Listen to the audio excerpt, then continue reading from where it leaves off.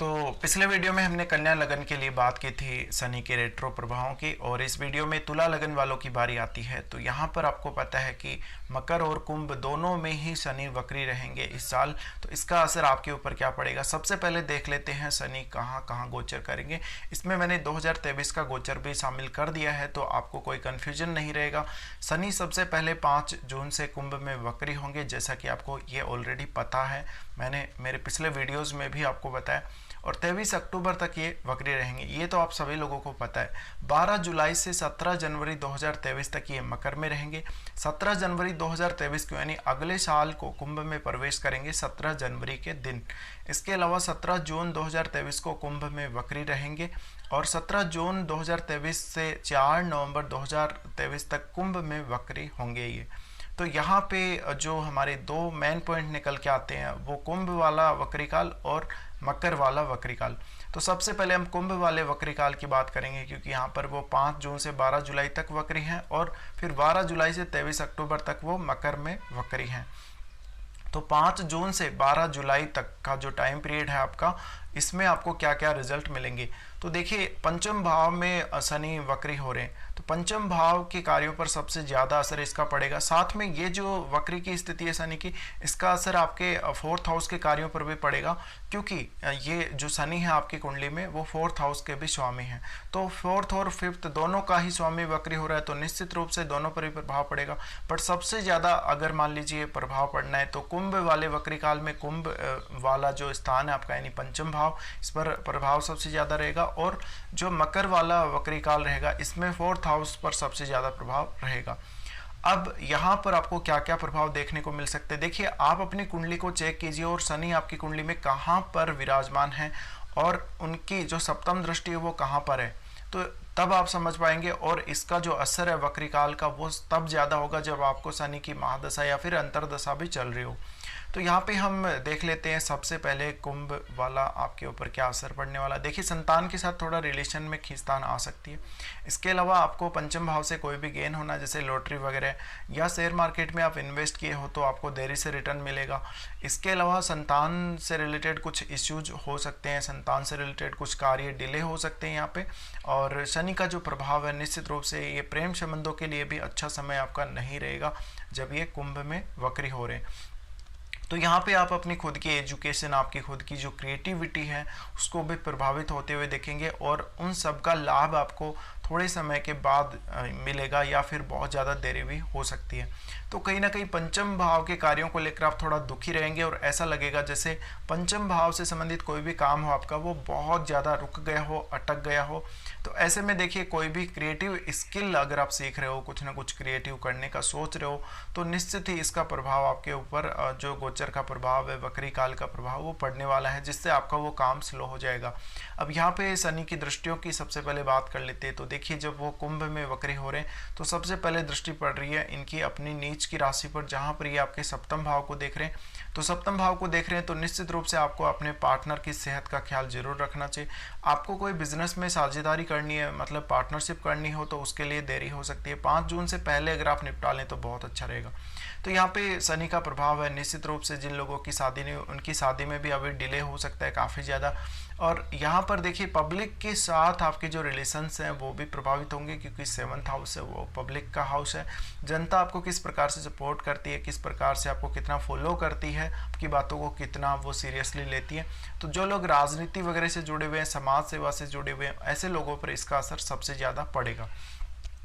अब यहाँ पर शनि क्योंकि सप्तम को देख रहे हैं तो निश्चित रूप से आपका सप्तम हाउस से रिलेटेड कोई भी कार्य हो, भले उसमें कहीं ना कहीं रुकावटें आती रहेंगी। अब शनि की जो 7वीं दृष्टि पड़ रही है वो लाभ स्थान पर पड़ रही है, यानी गेन वाले हाउस पर पड़ रही है। तो निश्चित ही यहाँ पर आपको जो भी गेन होना है अपने बड़े भाई से, अपने दोस्तों से या फिर कोई और व्यक्ति से, तो वो भी आपका स्लो हो जाएगा या बहुत धीमा हो जाएगा। वक्री काल में इसका पूरा फायदा आपको नहीं मिल पाएगा। तो कहीं ना कहीं थोड़े से अपने जो दोस्त हैं उनके साथ भी संबंधों को आपको अच्छा रखना चाहिए, उनके साथ बेहतर तालमेल बनाकर आप चलें और सबकी बातों को आपको सुनना चाहिए। तो यहाँ पर भी देखिए, में जिन लोगों के साथ आपके कॉन्टेक्ट्स हैं, जो लोग हो सकता है कुछ लोग आपके साथ ग्रुप में जुड़े हों, तो निश्चित ही ऐसे लोगों के साथ आपका व्यवहार वो प्रभावित होगा। और जो लोग मार्केटिंग का काम कर रहे हैं या फिर कोई ग्रुप्स के साथ टीम वर्क कर रहे हैं, तो उनके ऊपर भी सबसे ज़्यादा असर इसका पड़ने वाला है। इसके अलावा आपको कोई भी गेन होना है, प्रॉपर्टी का गेन होना है, किसी भी प्रकार का कोई भी आपको फ़ायदा होना है, तो वहाँ पर भी रुकावट आएगी। तो धन संबंधी स्थितियों को लेकर भी थोड़ा सा आपको कॉन्शियस रहने की ज़रूरत यहाँ रहेगी। अब इनकी जो अगली दृष्टि पड़ रही है वो पड़ रही है आपके सेकंड हाउस पे। तो सेकंड हाउस पे पड़ रही है तो निश्चित ही आपकी अपनी जो खुद की फैमिली है उसके साथ आपके जो रिलेशन है वो प्रभावित होंगे। खान पान की आदतों में आपको सुधार करना होगा। खान पान की आदतों को लेकर आप काफ़ी ज़्यादा सीरियस हो जाएंगे और कहीं ना कहीं जो नॉनवेज का सेवन कर रहे हो अब अगर आप, तो यहाँ पर आपको काफ़ी ज़्यादा दिक्कतें आ सकती हैं। वाणी भी थोड़ी बहुत कर्कश हो जाएगी, हो सकता है कुछ लोग आपसे संबंध तोड़ लें। फैमिली के साथ अच्छे रिलेशंस आपको रखने ही होंगे। इसके अलावा आपको फैमिली को लेकर कुछ ना कुछ खर्चा भी होगा। प्रॉपर्टी संबंधी या धन संबंधी जो भी आपके कार्य हैं उनमें थोड़ी बहुत रुकावट जरूर आएगी। इसके अलावा जो भी आपका जमा धन है उसकी जो ग्रोथ है, उसका जो वृद्धि होना है, उसका जो तेज़ी से बढ़ना है, वो कहीं ना कहीं थोड़ा सा उस पर ब्रेक लगेगा।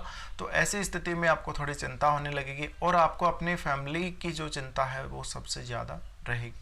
इसके अलावा वाणी पर इनका प्रभाव पड़ेगा, तो वाणी से संबंधित भी कुछ दिक्कतें आ सकती हैं। अब बात करते हैं यहाँ पे शनि के मकर वाले गोचर में जो वक्री काल है इनका 12 जुलाई से 23 अक्टूबर तक रहेगा। तो ये इस टाइम तक मकर में वक्री है। अब मकर में जब ये वक्री है तो आपको रिजल्ट क्या देंगे?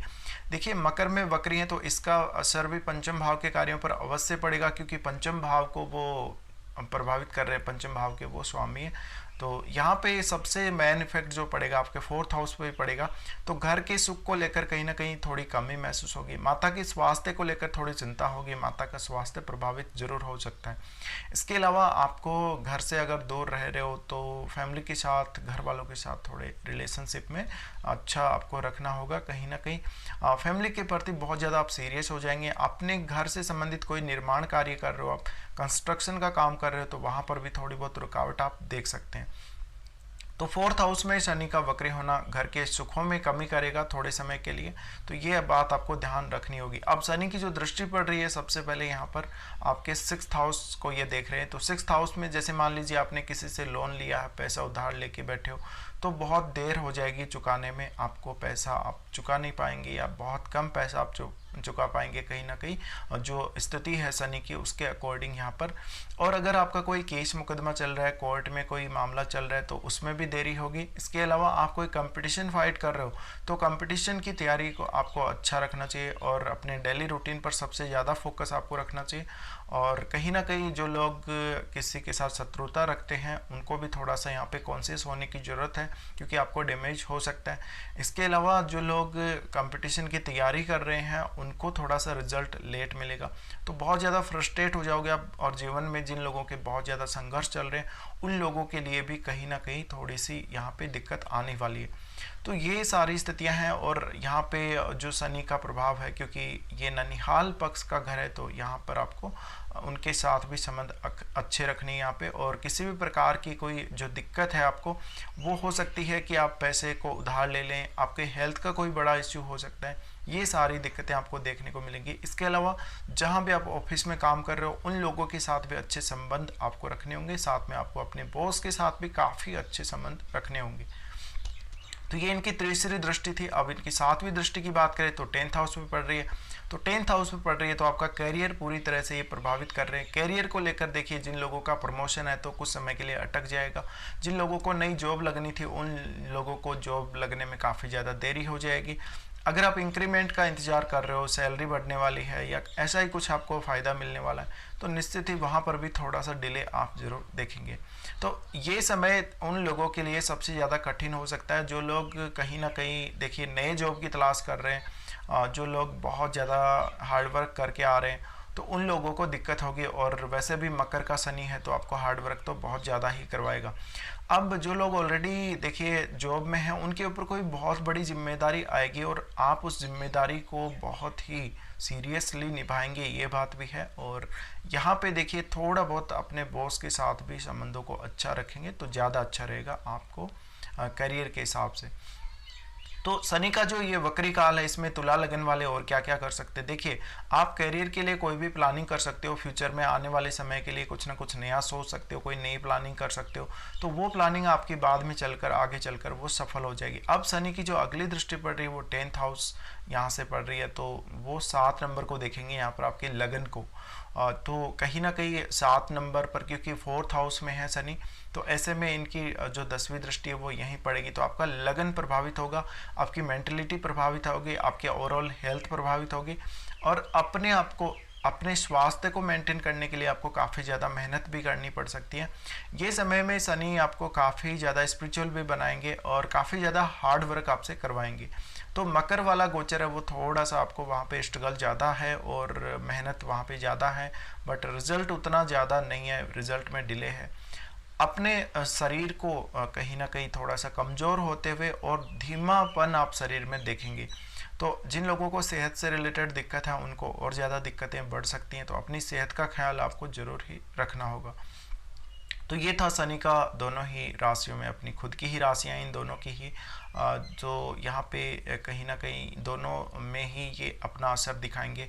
और जहाँ जहाँ भी इनकी दृष्टि पड़ रही है, विशेषकर 7वीं दृष्टि को सबसे ज़्यादा ये प्रभावित करेंगे, यानी जहाँ पर ये 7वीं दृष्टि पूर्ण दृष्टि से जहाँ देख रहे हैं उस भाव को सबसे ज़्यादा इफेक्ट करने वाले, और जिस भाव में ये वक्री हो रहे हैं उस भाव को। तो ये सब आपको समझना होगा, आपकी कुंडली में शनि की प्लेसमेंट कहाँ पर है, वो हाउस सबसे ज़्यादा प्रभावित होगा। और जिन भावों के आपके कुंडली में स्वामी, यानी अगर तुला लगन है तो आपके 4th और 5th के ही शनि स्वामी बनते हैं। अब होगा ये कि आपको शनि मान लीजिए लगन में बैठा होगा या फिर कहीं बैठा होगा 9th हाउस में या अष्टम में बैठा होगा, तो ये सब आपको खुद ही चेक करना होगा। इसलिए आप लोगों को बहुत बहुत धन्यवाद।